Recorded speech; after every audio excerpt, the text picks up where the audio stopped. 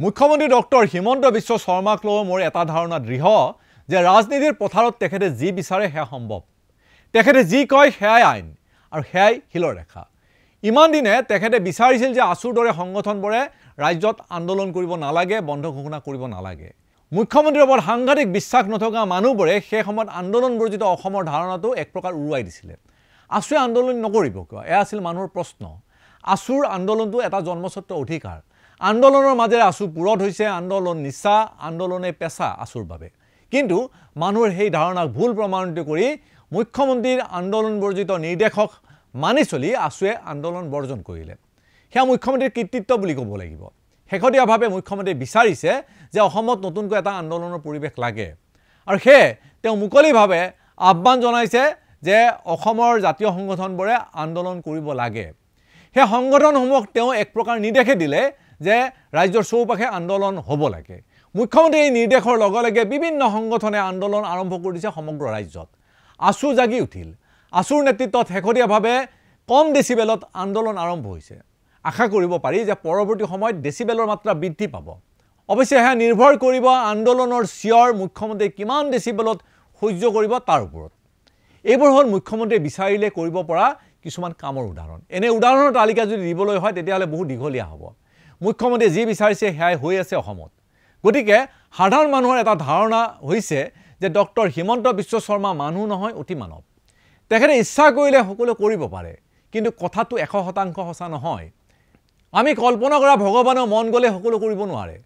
যদি পাৰিলেহেঁতেন তেতিয়াহ'লেতো গোটেই বিশ্বত ভগৱানে শান্তি স্থাপন কৰি দিলেহেঁতেন।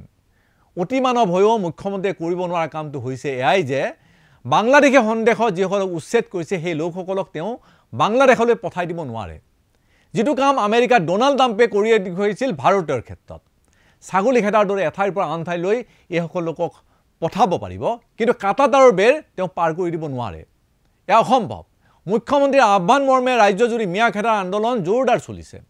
অসমত আন্দোলনৰ পৰিৱেশ এটা সৃষ্টি হৈছে। নিৰ্বাচনী বৈতৰণীয় হয়তো মুখ্যমন্ত্ৰীয়ে ভবা ধৰণে পাৰ হৈ যাব, কিন্তু মিয়া আৰু আন্দোলনকাৰী অসমত থাকি যাব। ফলাফল হ'ব এটাই যে হিন্দু আৰু মুছলমানৰ যি ঘৃণাভাৱ, সেই ঘৃণাভাৱ দীৰ্ঘস্থায়ী হ'ব। ব্যক্তিগতভাৱে মুখ্যমন্ত্ৰীয়ে কাম কৰাৰ স্পৃহা তথা কষ্টসহিষ্ণুতাক মই সন্মান কৰোঁ। বিশ্বাস আছে যে ভালৰ বাবে হওক বা বেয়াৰ বাবে হওক মুখ্যমন্ত্ৰীয়ে কাম এটা যদি হাতত লয় তেনেহ'লে তেওঁ সেয়া শেষ কৰিব জানে।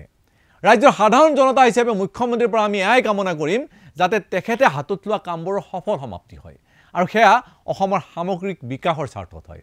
যিহেতু মুখ্যমন্ত্ৰীয়ে উচ্ছেদিত কোনো কাৰণতে কাটাতাৰৰ বেৰ পাৰ কৰি সংস্থাপিত কৰিব নোৱাৰে, গতিকে অসমৰ সামগ্ৰিক স্বাৰ্থত বিষয়টো অন্য ধৰণে তেখেতে চিন্তা কৰিব লাগিব। শিৱসাগৰৰ মানুহখিনিয়ে শিৱসাগৰৰ স্বাৰ্থত কথাবোৰ ভাবিছে। শিৱসাগৰৰ খিলঞ্জীয়াত প্ৰভুত্ব থাকিব লাগিব, মিয়ামুক্ত হ'ব লাগিব। এয়া শিৱসাগৰৰ মানুহসকলৰ দাবী আৰু সেয়া স্বাভাৱিক।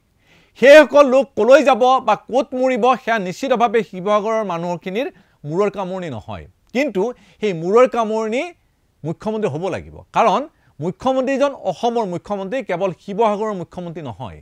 শিৱসাগৰৰ পৰা খেদা খোৱা বা ভগনীয়া লোকসকল ক'লৈ যাব, ক'ত সংস্থাপিত হ'ব, কাটাতাৰৰ বেৰ পাৰ হৈ যাব নে নাই, এই সিদ্ধান্তবোৰ মুখ্যমন্ত্ৰীয়ে ল'ব লাগিব। সঁচাকৈ যদি আপুনি খিলঞ্জীয়াৰ প্ৰভুত্ব বিচাৰিছে তেনেহ'লে আন্দোলনৰ ভাষা আপুনি সলনি কৰিব লাগিব। আপুনি আন্দোলনকাৰী সংস্থাবোৰক নিৰ্দেশ দিব লাগে যাতে হেংদাং, লাঠি, জোং, বেনাৰ, ফেষ্টুনৰ পৰিৱৰ্তে তেখেতসকলে দা কোৰ, ট্ৰেক্টৰ লয়। আপোনাৰ আহ্বানক তেখেতসকলে শুনিব। আপোনাৰ দৰে আঁচনি ঘোষণা কৰা মুখ্যমন্ত্ৰী অসমে আজিলৈ দ্বিতীয়জন পোৱা নাই। যুৱক যুৱতীক কৃষি কৰ্ম, লঘু উদ্যোগ স্থাপন আদিৰ বাবে আপুনি নতুনকৈ লোভনীয় আঁচনি ঘোষণা কৰক।